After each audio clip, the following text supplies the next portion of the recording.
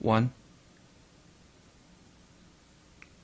Hi, everybody. Welcome back to Nerding Out with Justin and Joe. I am Joe the Widget Wilson, and I am joined by my fellow co-host, Mr. Justin Blatecki.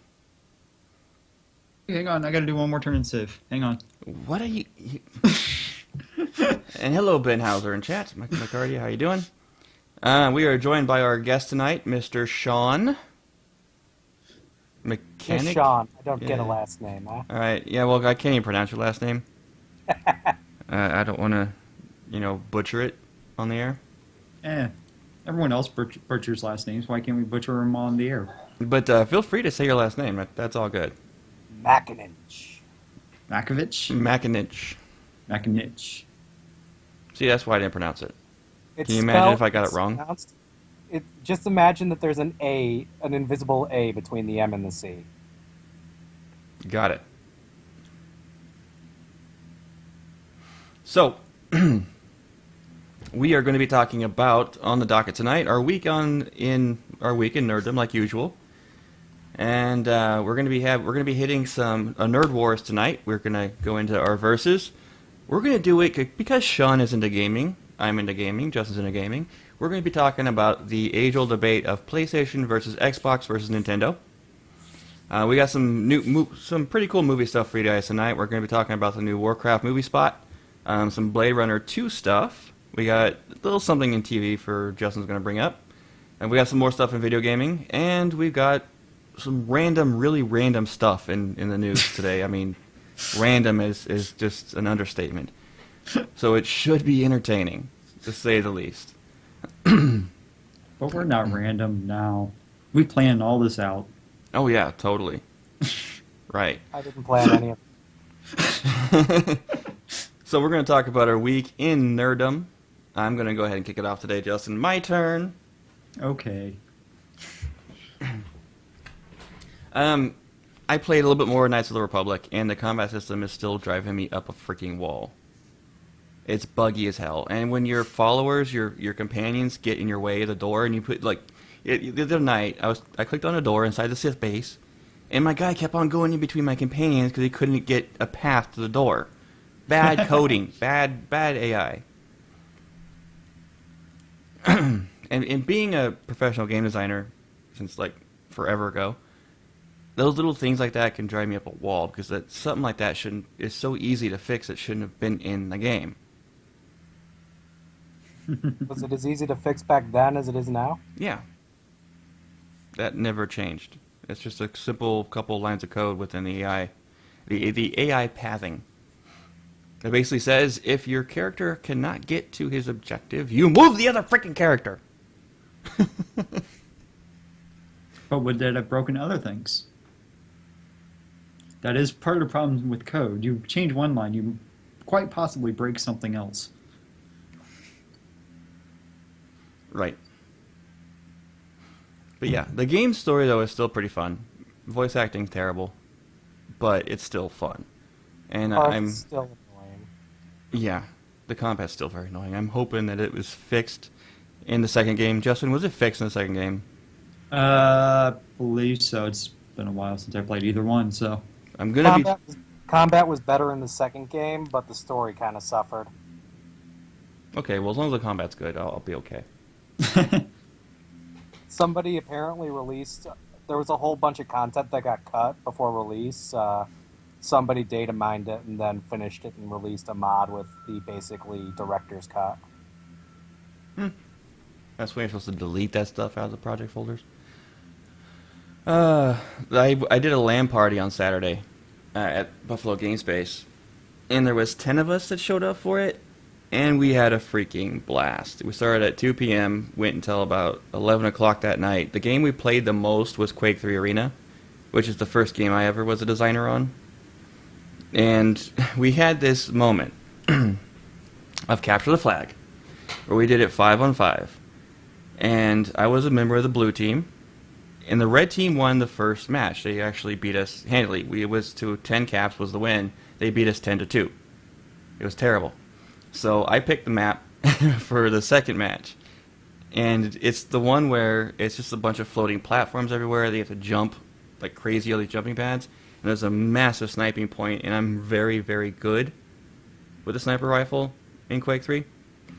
And yeah, we destroyed them. We beat them 10 to 4, I think. So we went Nice. down to the very last match, the tiebreaker, and they chose the map that I designed, Dueling Keeps. And that map, we designed it for 3v3, 2v2, not to be, 5 versus 5. Well, we played it 5 versus 5, and it was chaotic as hell. It went 42 minutes, and we had a massive lead in the beginning. We were 6 caps to 1, and they started catching up to the point where it was going 6 to 6, 7 7, 8 8, 9 to 9. In the very last run, I helped my teammate get their flag all the way back to our base. I thought we had it capped, but they came out of nowhere with 3 of their guys, shot him in mid-flight as he was jumping to put the flag in, killed me as I jumped after the flag to make the cap, grabbed the flag, grabbed our flag, and started running back. And it was just like this leapfrog battle coming on where we would kill them, drop the flag, another one of their guys was right there, picked it up, and continued on.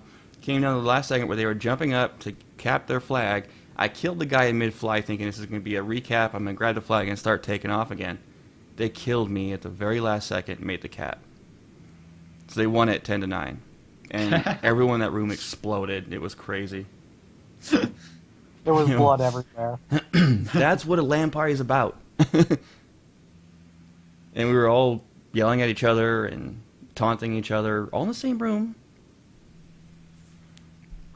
And everyone was high-fiving and clapping, and it was crazy fun. We did some Unreal Tournament 1999, the 99 version, the original, really. And I forgot how slow that game was compared to Quake 3. Because the way we built Quake 3, it was similar to Doom. And the fact that Doom, the actual character, runs 90 miles an hour. That's true. He actually runs that fast in comparison. That's why it's able to speed run. That's why the speed runs for it are so interesting. Yeah, Quake That's why 3, we were equivalent to about 70. You can outrun a rocket. Yeah. So we wanted it to be really fast paced, in your face action. And when they did with Unreal, it's more like 40. I forgot how slow it was, and so how crazy some of those stupid maps were. And I got destroyed in Unreal. I was embarrassed. It was even more embarrassing being a designer on Quake 3 and getting my butt kicked in free-for-all match. It's because you hadn't been practicing that long. I was playing my character, Orb. It's because you hadn't been practicing. I'm convinced I know what it was. I made a mistake of playing a character that I designed so that everybody knew that it was my character, so they were all gunning for me. Yeah. I'm convinced that's what it was, and it sure enough, that's exactly the vibe I got from everybody. They saw the orb, everyone turned and shot the orb. Yeah, it was a blast. We gotta revive LAN parties again. There needs to be more. There's just not much. I think they're great, but there's just not much of a market there for it anymore. Not really. Still, though, they're amazing. If you guys can just get like everyone in the city got a local community group together and just did LAN parties and watched it grow, just do them like monthly, every other month, it'd be wickedly fun. I know Buffalo Game Space is now doing LAN parties every month. Unfortunately, they do them on Saturday, so I normally have my kids, so I can't really make them. This time I was able to because my kids were at snow camp, so I spent all day Saturday They doing have a it. whole camp for snow. Don't ask. Did they go to like Carolina or DC or something? Here in Buffalo. We're just outside of Buffalo, a little bit more upstate. It's funny, they had this massive snowstorm on the East Coast. Yeah, And it didn't Sean- touch you. Yeah. Buffalo, of all places, we didn't get touched. And normally we're the ones with 7, 8 feet of snow, and everyone's getting 3 feet and Yeah. panicking. What was that, Sean? Well, that's because it was hitting places that don't That's true. typically get more than 2 or 3 inches. Right. Buffalo, we look at 3 feet and laugh. Last year, I think we're getting a break because of last year. Exactly. I lived in Alden last year, Sean. and we got hit with 6 feet in 48 hours. Oh, I lived here last year. We died. I lived in southern Florida last year, so I got rain, Shut sunshine, it. Just shut it. heat. I started picking up work again on my second book, Guardian of Cain. I write epic fantasy novels. My first one is Continia, Continia. You can find it on Barnes & Noble, Amazon. Just throwing it out there. Buy his book. A lot of 5-star reviews. People have really enjoyed it. I've got a lot of emails to get my second book written. It's about halfway done, and I picked it up and started working on it again, and it felt so good to work on it again. I don't know, when I write, it's like the whole world doesn't even matter anymore, because I'm still jobless and panicking because I got rent due. and there's no way in the world I want to move back to California. I want to stay with my kids. And they have nowhere else to live, so if I lose this house here, I have no choice but to go back to California, and I just don't want to do that. I can't be away from my kids. It would tear me to shreds. But yeah, my second book is making progress, and I'm really, really, really hoping to have it finished and in publish by the end of this year. So look for Guardian of Cain, and I'm hoping to have the next book done by the end of next year. It's a 7-book series, sorry. And I have all 7 books planned and outlined. I just got to sit down and write them. Let me see here. Oh, yeah, Outcast Rising. Duh. I'm a director on a video game that's mostly comprised of local talent in Buffalo, but we are reaching out to other talent that I know. We have some people on the team that are from outside Buffalo, and we are looking for a few 2D artists. We need a couple that can animate as well as do 2D art. The art style is more cartoony with solid color, so it's not hard to do. So if you're interested, I'm laying this out right now because everyone who's listening and you're wanting to get in the video game industry, email us. Send me a link to some of your work, attach some of your work so we can see what you can do, and I'll contact you. We need a 2D artist for doing the UI. So if you're good at texture mapping, good at texture art, and things like that, we could use you for that. We need a 3D artist that can do three-dimensional scenes for combat scenes. And we need a programmer that can do C#. So if you're interested, let us know. We've got the project is very much into and nearly done with concept phase. So we're getting ready to move into pre-alpha, and we need to round out our team to push into the alpha phase. And it does pay, but it pays by royalty, so you get paid a percentage of the net sales when the game releases in third quarter of 2017. That's the goal date, at least. Yeah. It's an investment. Investment of time that will And pay it's off fun. dramatically. Which one? And it's fun. Oh, it's fun to do, yeah. Yeah, And you get to I'm on learn. there. I'm on the design team with Joe. I'm not. You can either email me directly if you're interested at authorwidget, WIGIT, @gmail.com, or you can email the show, Nerding Out Podcast, or is it Nerding Outcast? I At think it's just gmail.com. Nerding Outcast. Let me just Yeah, scroll. nerdingoutcast at gmail.com. Yeah, what he said. Nerdingoutcast at gmail.com, no underscore, nothing like that, all one word. Yep. And yeah, that's a good way to get a hold of us about that. And I'm willing, if you've never done anything in video gaming before, we are willing to teach you. We just want people who have that raw talent. So, yeah. And the game's coming along great. It's a reverse JRPG where you get to play as the bad guys. The monsters Mhm. and the bosses to, well, basically beat up on the heroes. Or Oh, try we're to, saying anyway. that now? I started watching Sequest. I haven't Yes. watched that one before. It showed up on Netflix. It's basically Star Trek but underwater. Okay. Very much so. And it's definitely interesting. It has the same premise as Star Trek, but it's just an underwater ship. Okay. That could be interesting. I may have to give it a shot. Yeah, it is interesting. Have they found Rapture? No. Have they found the Kraken? No. No. Did they release the I've only watched like 5 episodes. Jeez, guys. And Is it Atlantis? I don't know.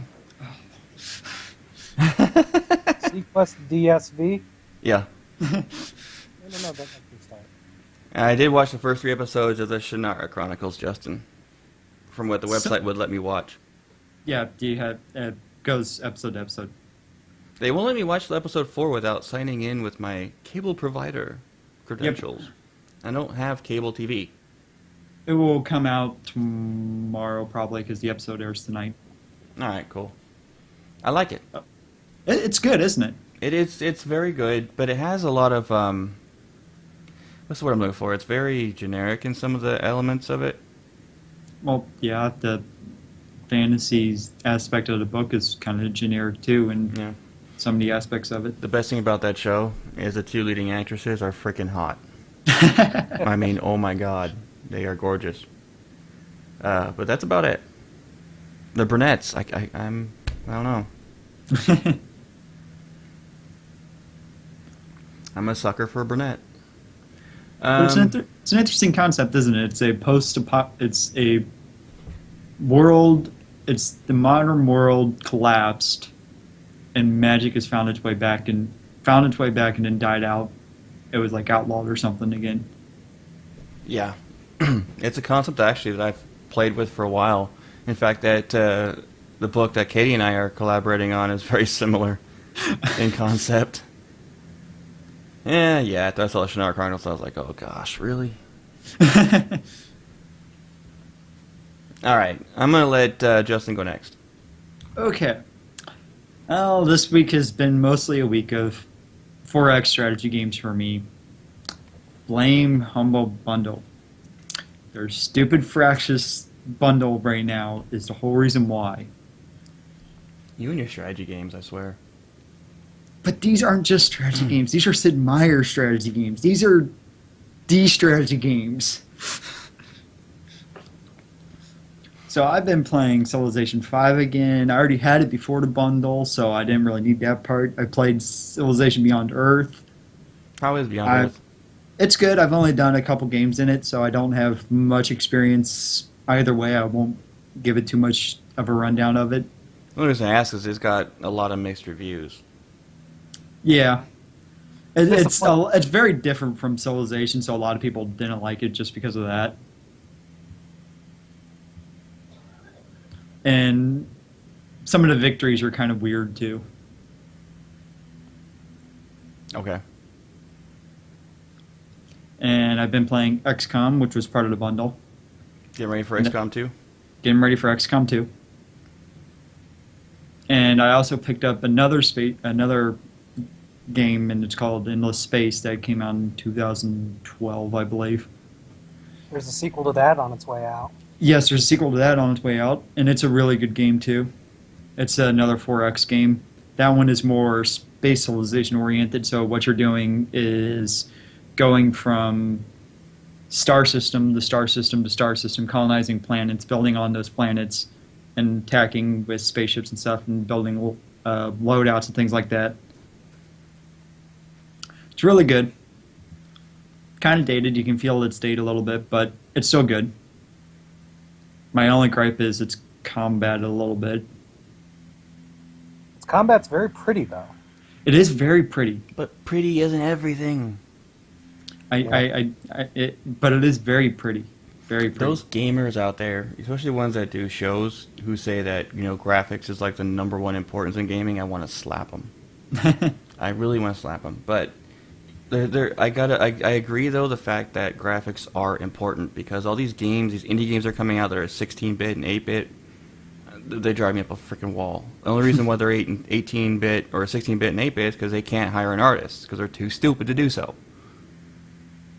Anyway, I'm ranting. Go ahead, Justin. And I also watched a new episode of the X-Files miniseries that they started up on Fox this year. How is that? It was actually really, really good. It went back a little bit into the old style of X-Files, and it brought back a lot of the old people. A lot more of the old people than I thought they would. It has potential. I thought the girl from the original wasn't going to be coming on this one. No, she's on there. Oh, okay, cool. I still don't They like her, got the original Fox, the original Scully, and the original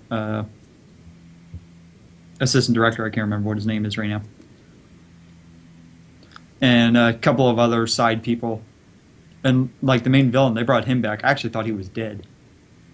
but... No, really? Yeah. Don't you know you can't keep a good villain down?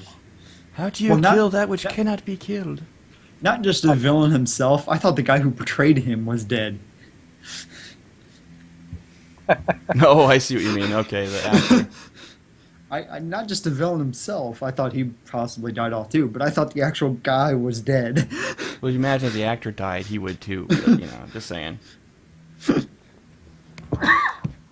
from all those recent deaths, Justin. You just got that in your mind that every actor and actress is dead.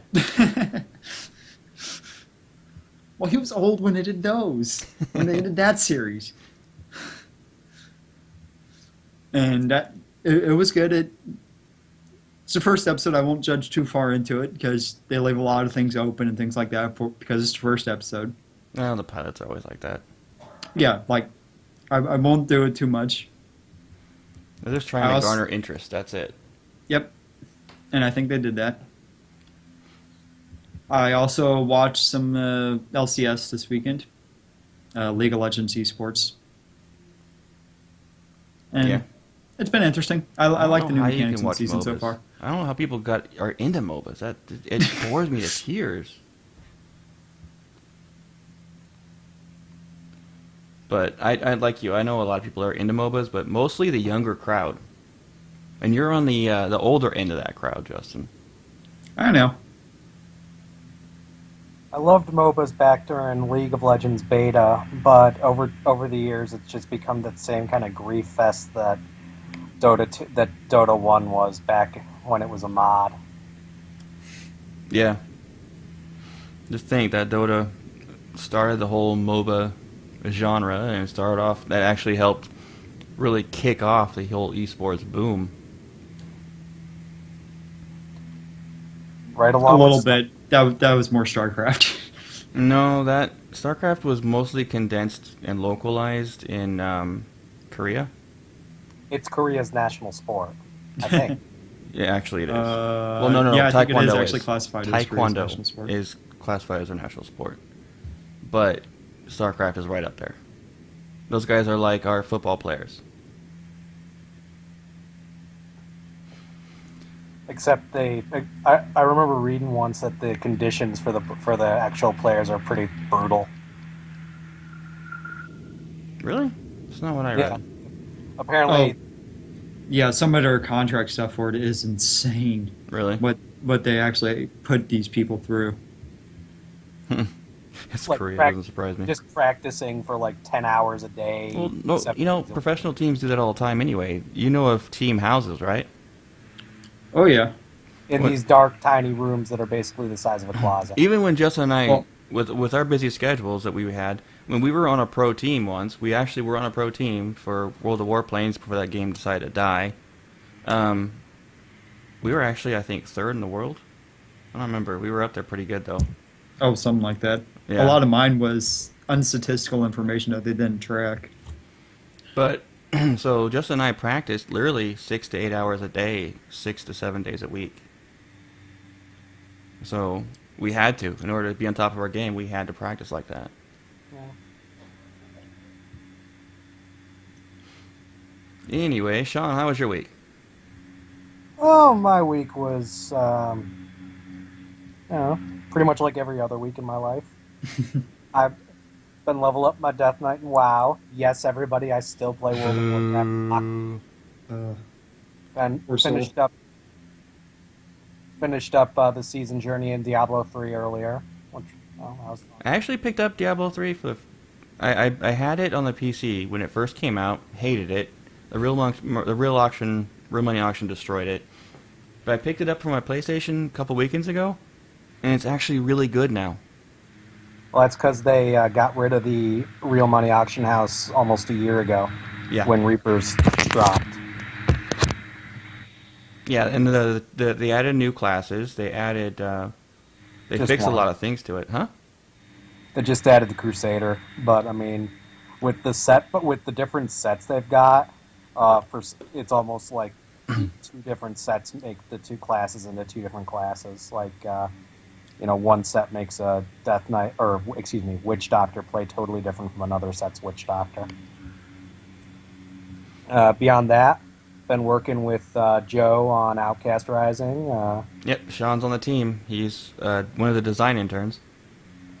And getting back into World of Tanks and World of Warships. Actually, just made the god awful mistake of dropping $58 on a premium bundle. I'm going to ask you something, Sean. Yeah. Let's ignore the fact that I am your boss on that project, and just talking as a friend. What do you think about working on a game like that? What has your experience been? Well, I've always wanted to work on games, and pretty much ever since sophomore year of college, the design aspects have been the part that I've realized I really loved. So for me, it's just been, it's been pretty fun. I mean, you'd say ignoring the fact that you're my boss, but to be honest, I mean, you're my boss, but I also see you as a good friend now at this point. So, it's been a blast. I'm touched. Love it. All right. Well, my big thing is, like, I have 2 interns working under me and by New York law, they have to be paid interns. I wouldn't dream of not paying them. But my goal with them was to teach them design.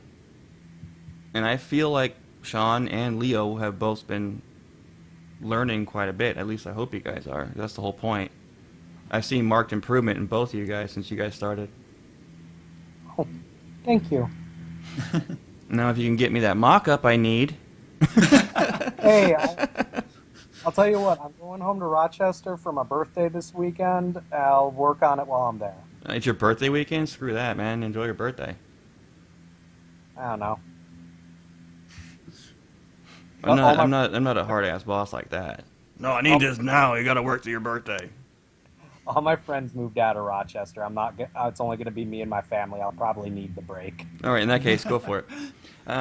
Awesome. You were saying about World of Tanks and World of Warships before I rudely interrupted you? Yeah, getting back into those.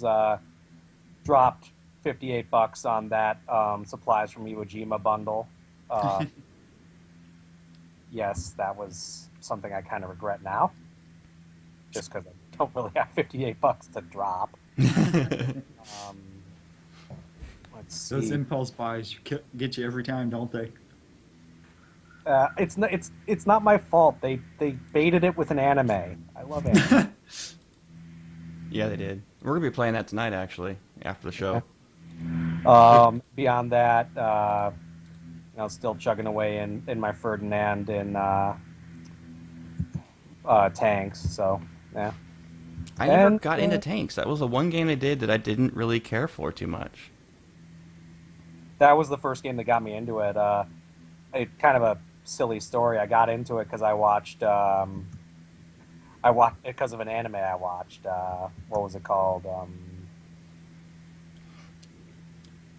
You brought it up the other night. Rosen Panzer. That's the one. I was like trying to think of a tanks anime, and the only one I could think of was that one, but I didn't know if that was the one you were thinking of. Nope, that's the one I'm thinking of. And I don't care what anybody might say. The amount of work they put into getting those tanks actually accurate is astounding. Oh, yeah. Oh, yeah. Like, Actually, to the ribbon.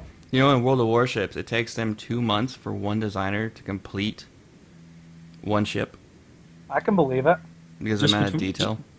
Just because of the research, that would take a good month right there. It's like I told Sean, I teach designing in Buffalo at GameSpace. And it's like one of the first things I teach every class is one of the first things you're going to realize being a designer is the research. You have to research. Like when Sean, I gave him his first level design assignment for one of our dungeons, our first haunted level, which is a haunted mansion. And I basically told him, look, I need it to be very similar to a southern plantation mansion in its look and feel. So he had to do that research. And you hated every second of it, didn't you? I got one of my degrees is in history. That was probably the easiest bit of research I've ever had to do. That would have been my secondary major too if I went to a normal school. So that's actually what I started off with was a history major, but I changed to web design development. Well, considering that my history major has gotten me pretty much no actual direct benefit. Yes. All right, we're halfway through the show. We got a lot more to talk about. So, Sean, quickly, what else did you do? Trying to find some site or other to watch an anime called Overlord on. Hulu. Dodging this island that I'm about to ram into, and reading fan fiction, which I do a lot. Check Hulu. Are it's you on playing Hulu. World of Warships while we're talking? I'm really good at multitasking. All right. Anyway, before we go into our debate, we're going to hit up some of the news because this is just interesting stuff, really. The first thing out there, Justin, is the Pokemon one. So I'm going to let you take a lead on this one, man. Pokemon Company is launching a Super Bowl commercial in honor of their 20th anniversary of Pokemon. Now, it hasn't been 20 years since it hit the U.S., but it's also a preview for Pokemon Go. So that just tells you how much money they're sinking into Pokemon Go anymore. That Right. they're making a Super Bowl ad for it. And they spent millions. You know how much it costs just to get an ad? I Posted? think this year's rate was like $5 million for 30 seconds. It's ridiculous. And if you hit the key spots like during halftime, those go up to $10 to $15 million for a 30-second spot. Yep. You can even see the Pokemon Super Bowl commercial online right now. I watched it. It does not look like Pokemon at all in the beginning, and then it becomes very clearly Pokemon at the end of it. They think they did a good job, though. It doesn't really tell you much anything, though. No, it really doesn't. But you do get the feeling that it is for Go primarily, which is their new mobile game that they're releasing. Which is getting bad reviews. Oh my gosh. It's getting terrible reviews, man.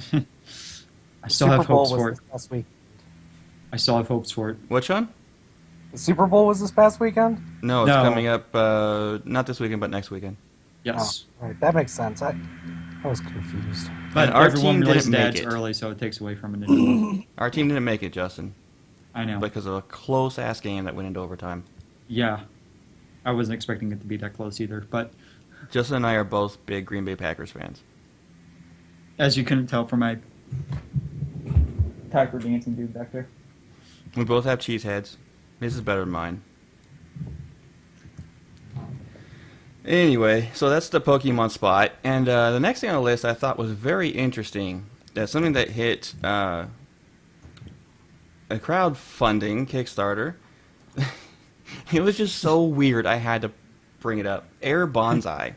Bonsai! Bonsai trees that float on a bed of air. Now I'm looking at these little pads, these paws they have them on, and I'm trying to figure out, is it just like an air jet that's keeping them afloat? Magnets, I would assume. Yeah, I'm probably thinking magnets. it's mag technology. The kicker about this thing, though, is that the plants cost anywhere from $200 for the very basic kit and the cheapest trees, up to $10,000. Yeah. I know. I don't need one that bad. They're really cool, but I don't need one that bad. Now, for you, Serious business. you guys watching live, this is basically what it is. It's a floating tree, a little mini tree, bonsai, which is really, really cool in concept. But I wouldn't drop that kind of money on it. No. There's no way. But I thought it was interesting enough to bring up. Within minutes of, or within days of them putting the Kickstarter up, they actually met goal. I believe they're going into a expanded goal. Oh, probably. Yeah, so you're going to see these actually hitting the public market pretty soon, from what I'm reading. And it's interesting. Yeah, it is interesting. I'm just not sure if I need one that badly. The to spend that kind of money. The Shinpaku trees are my favorite ones of the bonsai. They're the ones that you see in Karate Kid. Those are the ones that are very expensive. And I think they live for 25, 30 years. But, yeah. No, thank you. Next on the list, I'm going to let Justin lead this one. This was just a funny little thing that some hackathon at Rice University came up with. It's called Trump Script. It's based on the Python programming language, and it's just a combination of what Trump says essentially and how he reacts to things and things like that into programming. So like there's no floating numbers. All numbers must be strictly greater than 1,000,000. Instead of true and false values, there's fact and lie. All programs must end with America is great. And if But it's wait, I not, thought America wasn't great anymore, and he wanted to make it great again. it warns you if you have any communist misregards as legitimate SSL certifications from China on your system. This one cracks me up too. In its raw form, Trump Script is not compatible with Windows because Trump isn't the type of guy to believe in PC.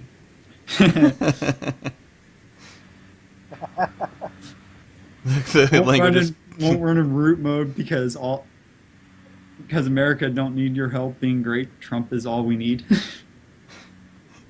It's just a funny little language that a couple of computer geeks at Rice University came up with during this hackathon, and it's just so funny. the language is completely case insensitive. I swear, if some weird ass, I know we don't bring up politics on the show for very good reason. It's one of the big no-nos in podcasting unless you're doing a show Yes. specifically about politics. But Trump is the biggest joke. I think I'm convinced the only reason he's made it this far is because he is the butt of the political joke, and people Yeah. are just the polls are going for him because they just want to hear what idiot thing he's going to say next. He'll never make it to president. There's just no way. I don't even think he'll become the nomination. I don't know. We still have a few more months till that's decided. God, I hope not. That would be the one thing that make me move to Canada. Yeah. Oh, Canada. That's something I didn't put in the nose, but the global game jam starts this coming weekend. It's the worldwide video game jam where people have 48 hours to make a game based off of a specific theme. And I know that the local Buffalo Game Space is doing it, but I can't. I was asked to participate.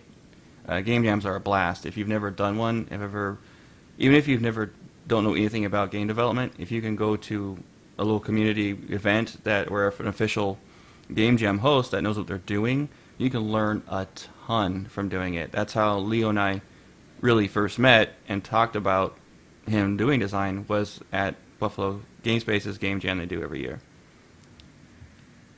They're just a That's blast. much more inspirational than how you met me. Right? At GameSpace. Not GameSpace, but GameStop. Hey, at least you didn't go. I met him through Craigslist. You're right. Oh, that's just creepy, Justin. One more news story really quick here. Japan wants to one-up the Amazon Echo with a holographic assistant. They... Basically, what it is they're basically giving the middle finger to Siri, Cortana, Alexa, and it's this startup company called Vinclu Incorporated.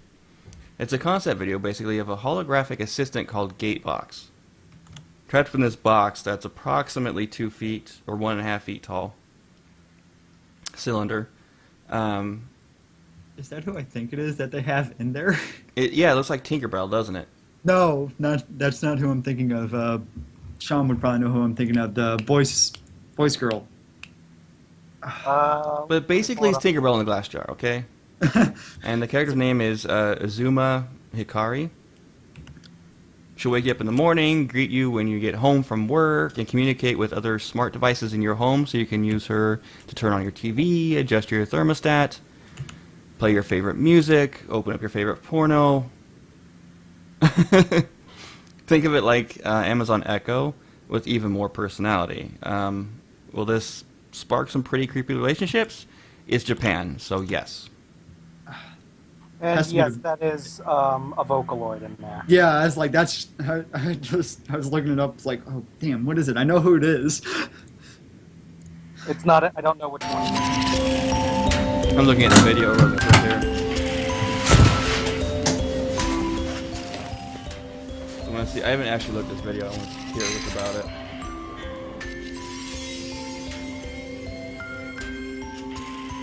おかえりなさい。I see myself. お疲れ様。お仕事頑張ったね。 Would you like me to lift up my skirt for you? テレビ見たいな。テレビつけるね。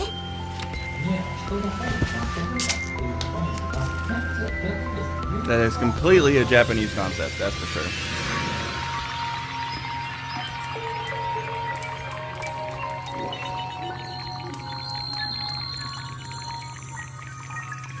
Okay, wow. That is way too Japanese for me.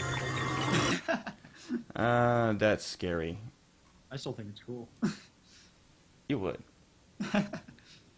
No, it is. I mean, but you have to... I don't like Echo. I hate Echo. If something like that were to hit the U.S. market, it would have to be something a lot less anime For you. for pretty much most of America. Just saying. I don't mind anime. I really don't. But they go... Japan gets a little crazy with it. Okay, I a don't lot know, crazy anime's with it. becoming more and more mainstream. Like 3 out of the last 4 big games that have been like gotten ads on at work for me Mhm. that I've seen have been anime in some way. Oh, speaking of anime games, they're remastering Valkyrie Chronicles. Right. Don't ask me why I thought of that right now. I I wasn't even going to ask. earlier. Anyway, that's it for the general news. We do have a couple things for video games, and we have our debate to get into really quick. So we're going to get into our debate in just a second. But I'm going to bring up this Warcraft movie that is 5 years way overdue. It's not going to be as big of a hit as people was expecting if it would have launched before Burning Crusade came out.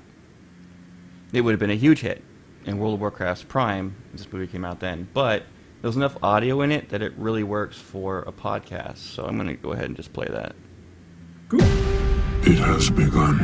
War is coming. So why are you here? To save our people. We must fight together. Can we trust him? They're beasts. They should all be destroyed. Are you sure about that? We'll protect the kingdom. You and I. We will try, my friend.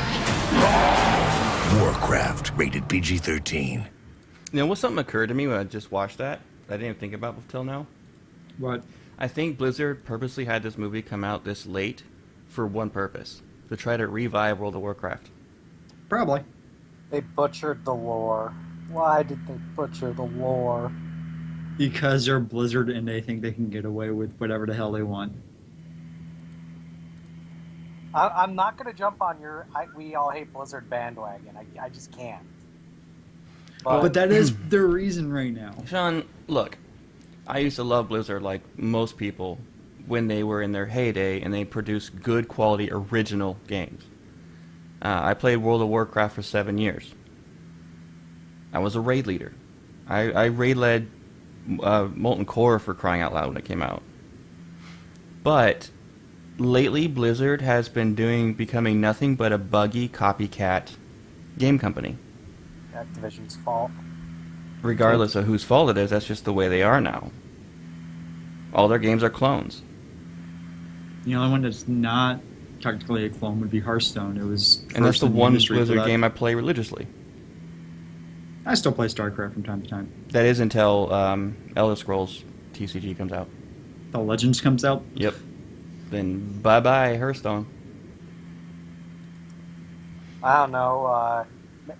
There's no guarantee that Elder Scrolls TCG will be any good. Remember what happened when ESO dropped the first time? You mean the fact that it had 9 million subscribers? No, and I then mean the jumped fact, down to about 3, then went back up to 6. I mean the fact that it was a buggy piece of crap. It was buggy, yes. Piece of crap, no. And now the game is phenomenal. Oh, now it is, but back then it wasn't.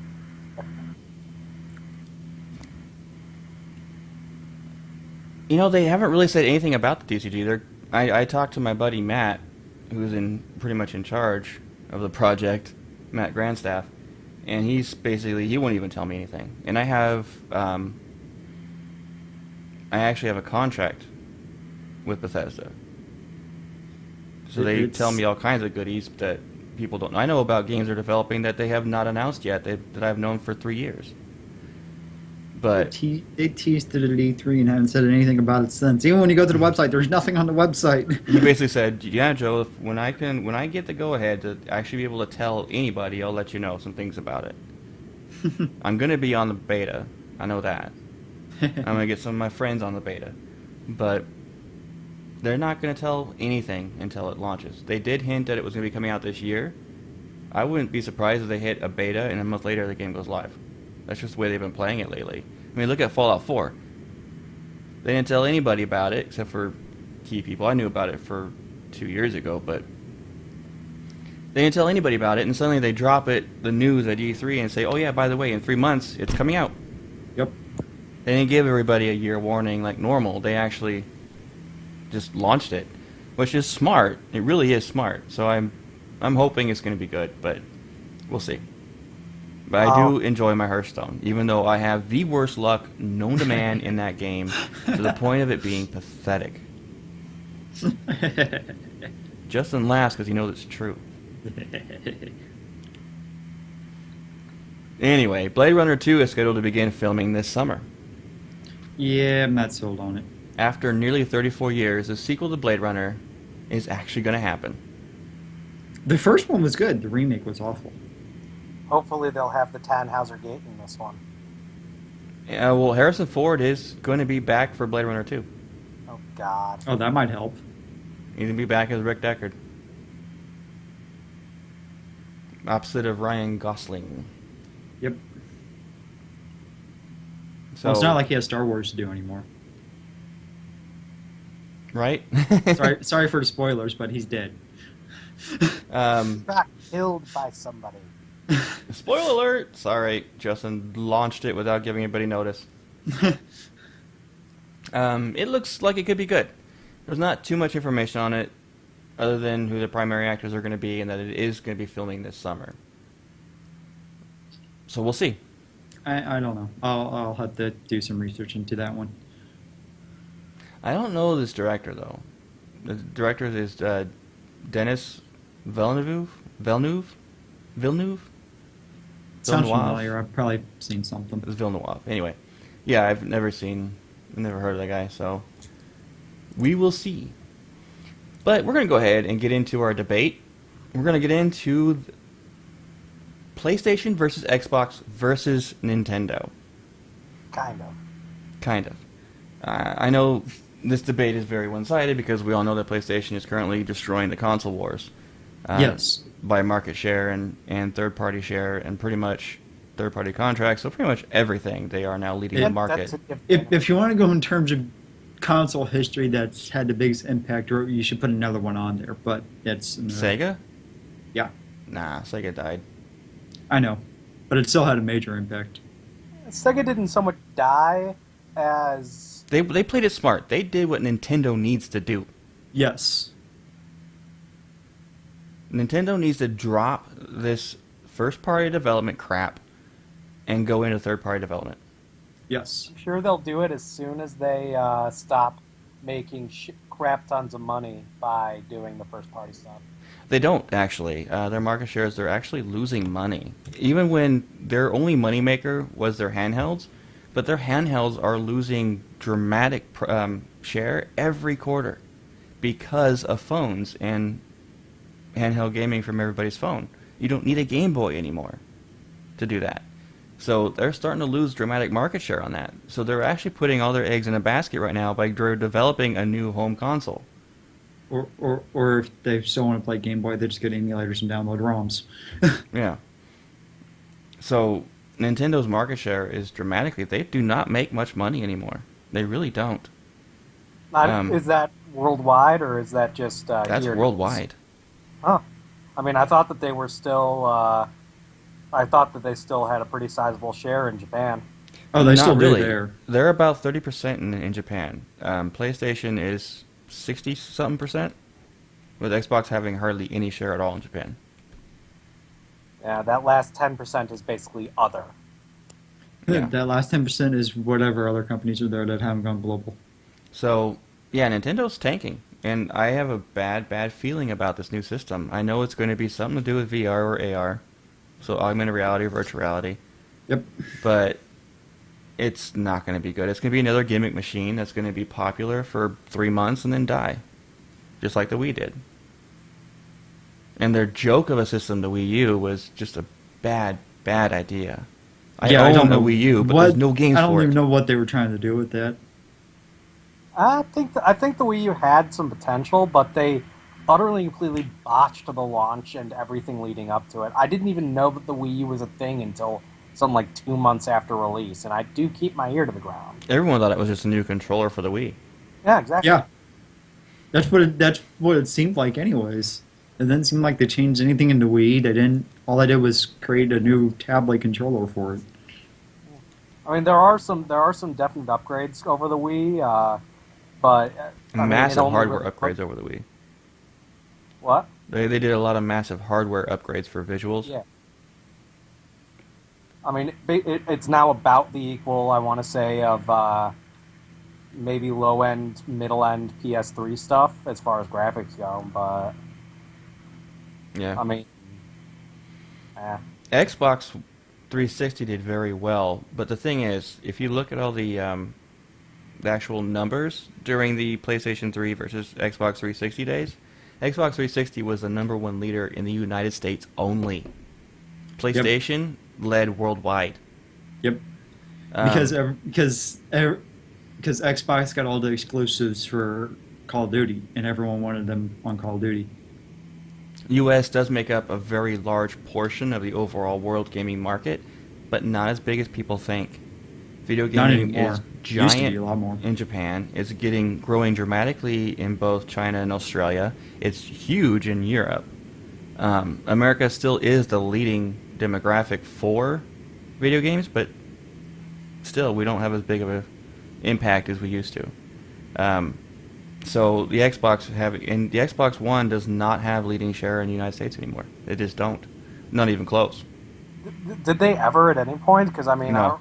from what I remember, even at launch... At launch, they did pretty good. They broke sales records, but then PlayStation 4 released and broke all their records. PlayStation 4 went, hey, we're here now, bye, go away. You know what led to Xbox's downfall? that horrible, deadly destruction of an E3 press conference. Exactly. Their press conference tanked them right then and Was there. was it 2012 or 2013 that they did that one? 2012? I think it was 2012. Yeah, 2012. He's now No. he's now the CEO of Zyron Games. Do you know the Facebook game company? Mm. Yeah, after that massive debacle. How would you go to one of the biggest gaming conventions in the world and talk about a new system and play it off as a home entertainment system and not bill it for gaming? Oh, that's not even. I don't even think that's the biggest thing. I think he had it sunk either at always has to be online no matter what, or no physical copies of games. Yep. Yeah, either or.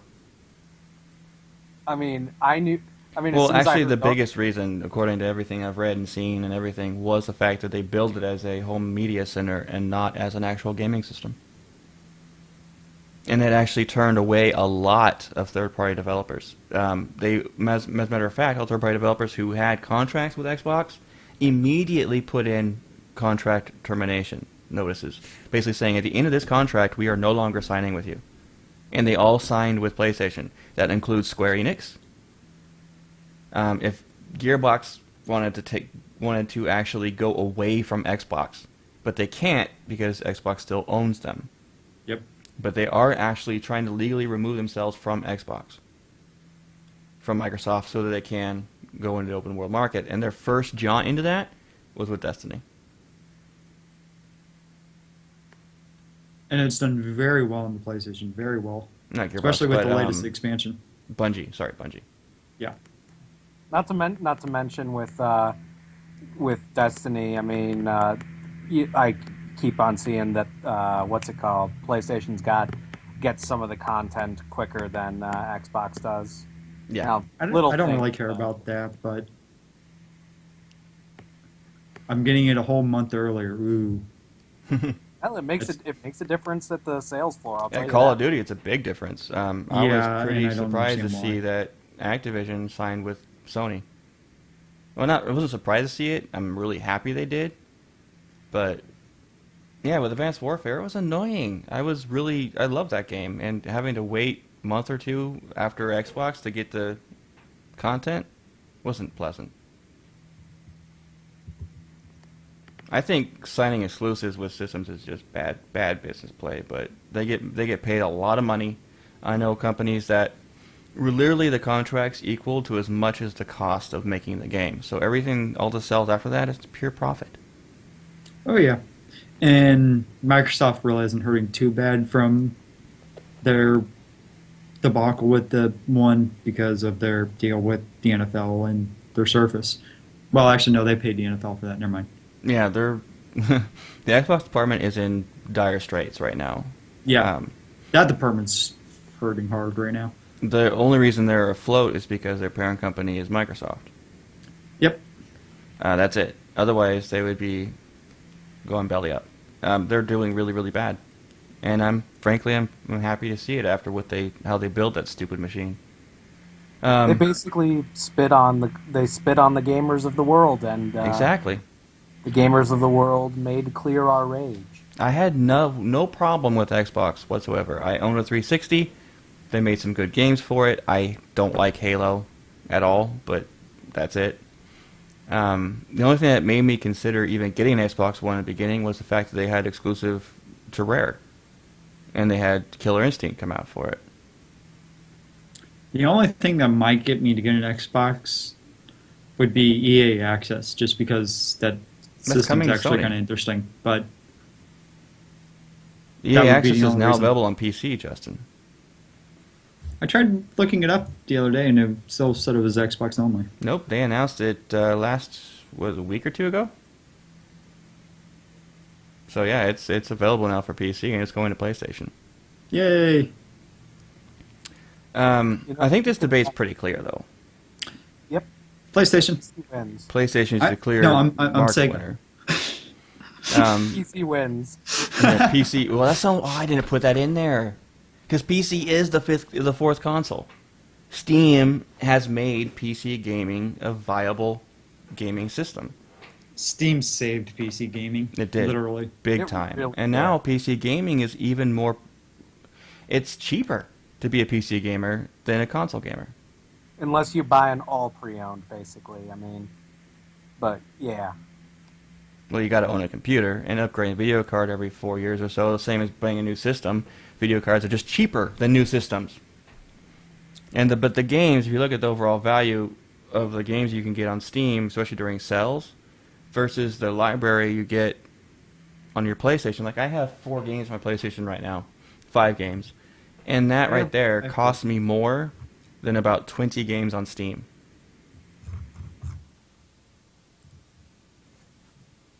So there you go. If I put it between PlayStation and PC, I would go for PC because it's just more economical. Between However- Steam and Humble Bundles. I do enjoy my PlayStation 4 because I get to play with my son, and I get to have my buddies over, hang out, and play some games. You can't really do that with PC, unless everyone brings their own damn computer and you do a little LAN party. So, Yeah. but I do see home consoles going the way of the dodo bird eventually, and I think that the Especially Steam with the rise machine. of VR and stuff. I do want to get a Steam machine eventually. I don't know if I want to go that far. That's going to be like a Mac. It's going to be an enclosed system. Steam Machine's been pretty disappointing from what I've heard from a few people who picked one up at work. Had a customer or two pick one up, then come back in and be like, "Why the hell did I get this?" Oh, really? Well, I mean, it's just it's not that it was bad per se, but it just underwhelmed them. They were expecting they were expecting something amazing when it was really just exactly what it said on the box. And what's that? It lets you play your PC games on a bigger screen. Yeah. That's literally all it is. Mm-hmm. But there are PC games that are multiplayer, like Mortal Kombat X. That I wouldn't mind sitting on my couch and playing with my kid. Fair enough. But yeah, I do think that PC gaming and PlayStation. I think that eventually, gaming itself is just going to be a unified thing. You're not going to have these console wars very much in the future. But we'll see. In the future, we'll have full dive VR gaming, and people will get trapped in a video game. Oh, what, we're doing Sword Art Online now? I was thinking .hack. Oh, yeah, that too. Heck. Well, that's not really trapped. They're not really trapped. Only, well, you also got Log Horizon too. Before That we was not- end this night tonight, I think the console wars we gave it to PlayStation with a tie with PC. Before we end this night, because we're running out of time, Justin, or I wouldn't have interrupted you there. I'm going to let Justin talk about this gamer hotel. This is just another reason to go to Amsterdam. There are many reasons to go to Amsterdam. Just so many. But they had the first official gamer hotel. Now, this hotel has everything. Anything you could possibly want in a gaming style hotel. And it has rooms with a bunch of different consoles, old, new, doesn't really matter. And you can rent the rental systems as well, and no additional cost, as well as games for all of them. It just seems so cool. They have a comic book library near the bar.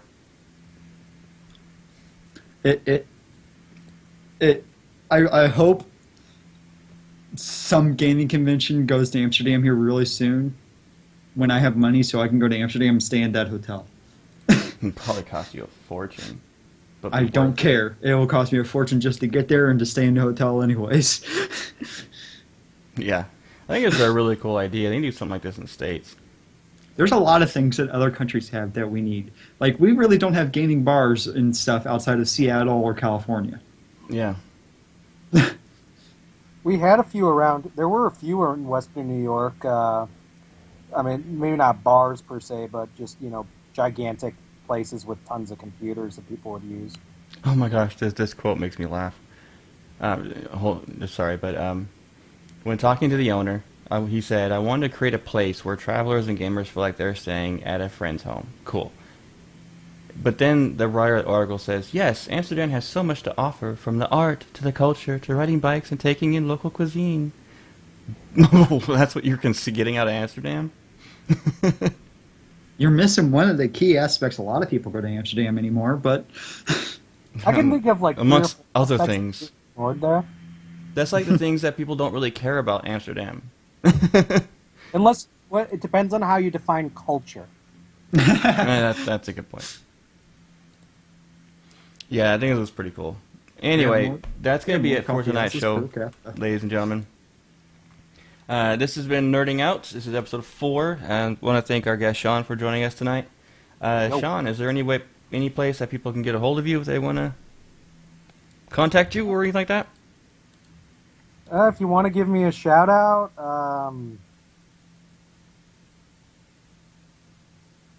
Dead air. Twitter. I don't Twitter? know. I guess I can't think of any. Okay. Okay. This show's Twitter is at Nerding Out. All one word. You can find me on Twitter at TheWidget, WIGIT. No D. Don't even think about it. No D. Justin Like the D? is at Nevosi, Nevosi. And you can email this show about anything you want. You can talk about any of our topics, weigh in on our versus topics, or any other article that we've had. If we said something wrong or you want to correct us, by all means, email us. We will read most emails on the air, depending if they are PC. Because this was this episode, please do not email about political point of views. Please, we will not read anything about political point of views.